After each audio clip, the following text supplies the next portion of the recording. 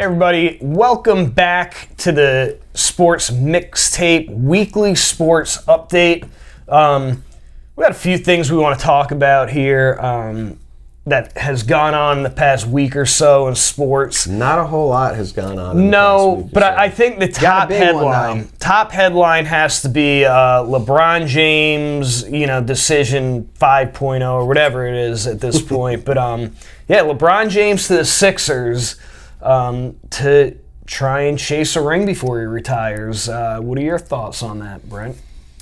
Well, I think my first thought is, why didn't the Celtics wait to trade Jaylen Brown? They traded him too? I think that trade is still there in October. And it's kind of amazing how that swung, this whole decision. In my opinion, there's no way LeBron goes to Philly if Boston doesn't trade Jaylen Brown. No. I don't think they had to trade him necessarily right away. So that's the first thing I think of, is not only do you trade him, it's not like they traded him to the West where you're only seeing him, twice a year. They didn't get anything good in return. You traded him to your biggest rival, too. Yeah. Philly and Boston have a history of hatred and being big rivals. LeBron, I think LeBron at this point in his career has kind of earned the right to figure out where he wants to go and what he wants to do. I think it's going to be an interesting basketball fit. You have a pretty ridiculous starting five between Maxey, Edgecombe, Jaylen Brown, LeBron, and Embiid. Yeah. A lot of this hinges on Embiid's health. And LeBron's health. Yeah. Sure. But the big question to me is, who's going to want to take a back seat? Jaylen thought he was going to get his own team. Who's going to be the guy or two? Because you're going to have to have it. In my opinion, Maxey's the star on that team. Yeah, but you didn't bring in Jaylen Brown to, just be a role player. No. You brought him in to be the guy on that team. And Maxey is great. I think Maxey's a great player. And it's a big if, but when he is healthy, Embiid is still one of the top 5 players in the game. He's just hardly ever healthy. So, yeah, I'm curious to see what the chemistry looks like. We'll see LeBron, Embiid. I mean, you're right. If those guys could stay healthy, it would be a scary lineup. But that's a big if. And look, LeBron's not even going to live in Philly, so suck on that, Philly fans. He's going to live in New York, so they don't even really like Philly, apparently. He's just going to take helicopter rides from New York City to Philly, all practices and games. But I did read ESPN apparently is going to be documenting his last couple years because they want to do a Last Dance style documentary on him. So I think this surprised a lot of people, though. I think a lot of people thought he was going back to Cleveland one more time. I thought he was going to go to the Warriors. That's what I would have loved to have seen. But I think for LeBron, and who knows how much these guys care about what people say and their legacy. I think a lot of people would have seen teaming up with Steph as a weak move. Even though it would have been a fun basketball. Yeah. Those two guys have such a great basketball IQ. I saw a great meme, and it said, LeBron's been trying to tell us this move was coming for a long time, and it showed the progression of his bald spot. Looks just like the Liberty Bell. Yeah, because the internet is undefeated. They always come up with the best stuff. But, yeah, you're right. Look, I'm not a LeBron hater. He deserves to go wherever, and like I said, if they stay healthy, they could be a dangerous team. New York had their shot. LeBron wanted to go there after they won, and the Knicks basically told him they weren't interested. Let's see if that comes back to bite him in the butt. Who knows? But all right, we'll move on from basketball onto NFL training camps are in session this week. If you're a football fan, you're excited because you get to finally see a little bit of your team, maybe see a little bit what they're going to look like. We're one step closer to opening kickoff. Not a whole lot of action going on in camps. A couple different quarterback competitions. A couple injuries, which you see. I think one of the big questions has to be, and I think a lot of the season hinges on this, if Aaron Donald decides to come back. Their defense is going to be ridiculous if he does, and I don't know why he's playing with I mean, he's not in my division, but they still put up some points. Well, Matt Stafford is reigning MVP. I mean, but that defense. Speaking of reigning, do you think Puka reigns it in? I think Puka before the season. I think Puka needs so. I think Puka needs to wear his mouthpiece off of the field. I mean, that bite mark was. I mean, that was crazy. It looked like a werewolf bit that chick. But, he's an animal. He'll be my number one pick again. But yeah, the number one pick for from Fernando Mendoza. I think they came out said Cousins is going to start the camp. Most likely week 1 starter. Let Mendoza sit a little bit, figure it out. Cousins is going to get sacked like 8 times in that. I mean, look, you got Mendoza on the bench, so get your streamer ready. Yeah, so he could always come in. And then there's a couple other quarterback competitions. You got Minnesota, new arrival Kyler Murray should beat out J.J. McCarthy. And if that happens, the question is, what do you do? Didn't they pick him in the first round? You gotta cut him loose if he doesn't pan out. You just wasted a first-round pick then. But bottom line is this: Jimmy learned this lesson the hard way last year. I've learned it multiple times. It doesn't matter how good the receiver is. Never take a receiver with a bad quarterback in fantasy. I'm not taking anyone on Minnesota. I mean, Kyler Murray could sling it, but I don't trust it. And then how many chances are they going to give him? 9? Probably like a cat. And then the only other one is Cleveland Browns. I mean, Deshaun Watson versus Shedeur Sanders. I don't know if anyone's even interested in that competition. I forgot Deshaun Watson was still in the league. And supposedly he's looking like he's going to be taking the starting job. But, he might. Look, you got Tua and Penix down in Atlanta. Oh yeah. Also. Yeah, I think Penix is injured. Lefty battle. Yeah. You got 2 injury-prone lefty quarterbacks. I think he's throwing now, but I don't think he's Tua just had a little tweak or something too. They're both. I mean, I don't know who's. Neither of them might end up being the starter there if they can't stay healthy. I'll tell you what I do like. And speaking of injuries and a lot of questioning surrounding Malik Neighbors from my Giants, we saw the video of him playing like a celebrity softball game. He was just and like the size of his leg and all, but he is running routes and looking back in form, which I'm super pumped about. Scadaboo is making all his teammates move out of the way during spring training camp because he doesn't even take a play off in training camp. I just, you gotta be intrigued by Scadaboo, not even because of as a football player, but his off field is just let yourself be entertained. Don't worry about him. Yeah, I mean, look, he'll run. If you ask him to run through a brick wall, he'll do it without a helmet. So you gotta love that from the kid. He just co-starred in that He-Man movie. He's an immediate Ram Man. He's an immediate fan favorite. Yes, for sure. But I'm pumped to see some healthy legs back in New York. Yeah, what about any word out of Philly? Anything new? Yeah, I'm just excited for, a new offensive coordinator again. We needed one after Patullo last year, but Sean Mannion coming in from Green Bay. I just saw, again, it's early. Everybody's excited. Everyone's going to say the right things, but Jordan Mailata said it should be a fun offense this year. Probably going to be a lot of play action. I'm ready for people to just get off of Hurts back. We've talked about it on the show before when Hurts first came out. It took me a while to buy in. Not on the off the field stuff. I think the guy is just a born leader. He kind of has that personality where he's never going to give the media anything. All he does is win. You can't be mad at the guy just winning. He's not going to win the Super Bowl every year. No. But you think Devontae Smith's excited. Volume amplifies this year? Well, it has to. I mean, what is Brown? What's Smith's role going to be now? So that slot receiver still? He's got to be number one. Smith, he's never been a slot. Smith has been a stretch the field guy. He'll be the 1A. And he showed. I mean, look at what he did in college. The guy's a Heisman winner. Phenomenal. And when you watch games that Brown was hurt last year, Brown missed some time last year. Smith put up numbers.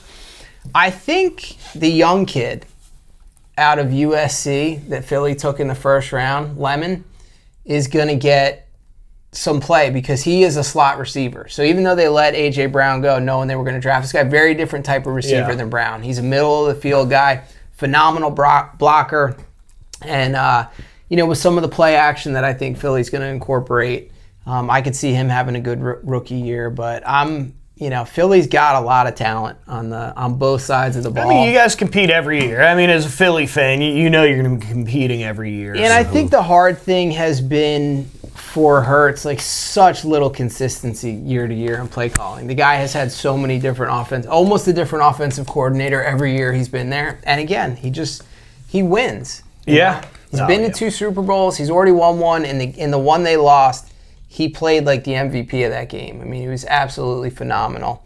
So I'm excited. I just think tapping into August here soon, time to start checking out some of the fantasy stuff. And at some point, we're going to have a fantasy preview show on the show here. That's going to be fun. Trophy's coming out soon. Yeah. The last thing I really wanted to touch on, I just wanted to mention this kid, Jackson Coyven. I think that's how you say it. He just won the 3M Open, but I was just really impressed with the kid. 21 years old. Just turned pro. I think that was his 3rd tournament ever pro, but this guy was a freak show at Auburn as a golfer. They won 2 NCAA national championships, won 3 straight SEC individual championships he did. He became the first golfer ever to sweep all 4 major Golf Player of the Year awards in one season. And that was his 3rd start, and he ended up winning the 3M Open shooting 25 under.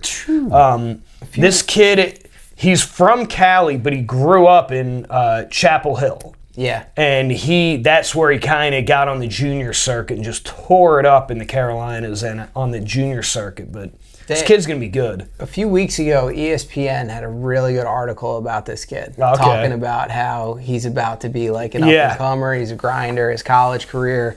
And, it's crazy to see him. I mean, not just win, but win in that fashion. Well, and his swing is kind of what caught my attention. I don't remember. There's another young guy a couple of years ago where they do that swing where their back is really like almost, their stomach is almost parallel to the ground as they're swinging.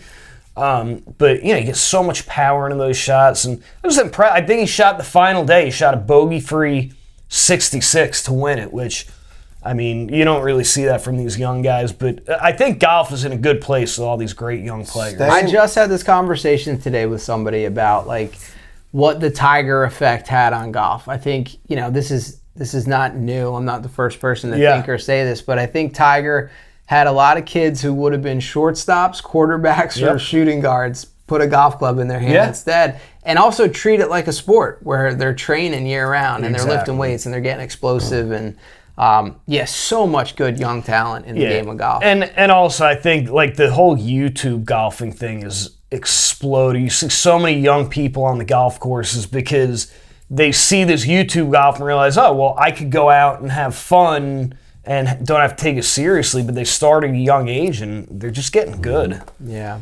I saw a first in golf, and this was, I think it was on the Canadian tour. This guy using an 18-inch putter. I saw that. I didn't know what the deal with that was.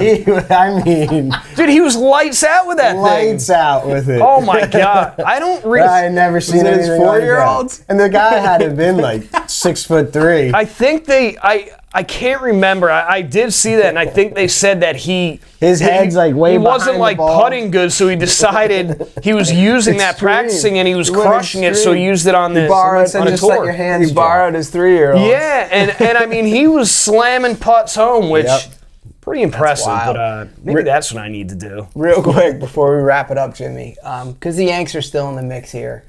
What do you want? I'm hearing that maybe potential to go after a shortstop. I'd love to see the Mets give him Lindor for some prospects. Yeah, what do you want to see? What do you want to see the Yanks do at the deadline? I think Caballero's fine at shortstop. I don't think you have to make big splash. I think, like obviously like a Tarek Skubal, if they were able to pick him up, be expensive, but then you'd have just Still need a closer too. The Yankees stud have never rotation. shied away from expense. No, and a catcher. I mean, I think the average of every catcher that's played for us this year is under 200. It's brutal, but a couple moves. I think they're kind of close there, but you're right. I mean, the amount. I mean, our closer is just, and not even the closer, even like our setup guys. You might need to add a couple guys. That's what wins World Series. Need a good pen in the playoffs. Yeah, so and look, you know the Yankees. You love them, you hate them, but they're going to make some moves before the deadline. Well, you don't hate them more than the Mets. Not if you're a Mets fan. Things haven't changed in the Mets season. Yeah, It's looking grim. Who was it that came out? I think it was it Bryce Harper? Came out, someone from the Phillies, I think it was Harper, saying they just got rid of the whole Mets identity by getting rid of Alonso, McNeil, Nimmo, these guys that had been the core of a Mets team that was not bad. It was knocking on the door of the World Series 2 years ago. We know this. I mean, it works for the Dodgers, but you can't chase the superstars and expect to just be a good team. I mean, you need the cohesiveness, and we've talked about this in the past. You want those role player guys that are the hustlers and they're going after it and they're get base hits. Listen, you have to have chemistry. That's why it's going to be interesting to see this LeBron to Philly thing, because you guys remember, I don't know time-wise how many years ago it was, but it was a big deal in the offseason. I don't know if you guys remember. Kobe was in LA. They got Dwight Howard and Steve Nash, and everybody thought this was going to be like a powerhouse team. And they ended up, it was just they looked old. Nash looked old. Nash got hurt. Howard and Kobe. Kobe, I don't think, could stand Dwight Howard. No. So, you never know how these things are going to work out. So, speaking of Steve Nash, and compared to us, he's probably over 6 foot tall. He's like 6'3". There's a new point guard in the NBA. He played in the summer league. 5'7" from Japan. Unreal handles. He is like a firework out on the court. Super fun to watch. But he's a Japanese guy? Yeah, Who does he play for? made a real name for himself during the summer league, though. Do you remember who he plays You'll for? see him playing on TV at some point. May have been Cleveland. We'll have to see him when he plays against the real starters in the league. 5'7" is tough to overcome. His handles and passing, though, are unreal. It reminded me of Steve Nash. I would say I'd love to see another guy like Allen Iverson or Steve Nash that just, little guy that could pass it and shoot it. Look at Bronson. Yeah. Brunson's a little guy. His whole stick is like guys like Embiid. They're so slow off of first step and all. Mm-hmm. It's just a quick getting around, and he makes it work. Yeah, I mean that's why Fun to watch. That's why he can't get. We saw it, in the finals, like you were talking about Brunson. He'd do that little fake on Wemby. He worked those angles, man. They find those little angles. You got to make the defense. It's hard as a big guy to try and get that far, but you guys got any other sports?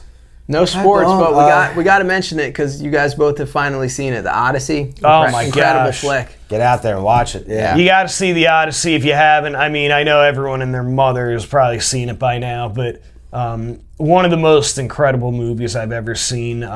If you like epics, you got to check it out. Because the Odyssey has half of this cast in it, the new Spider-Man comes out tomorrow as well.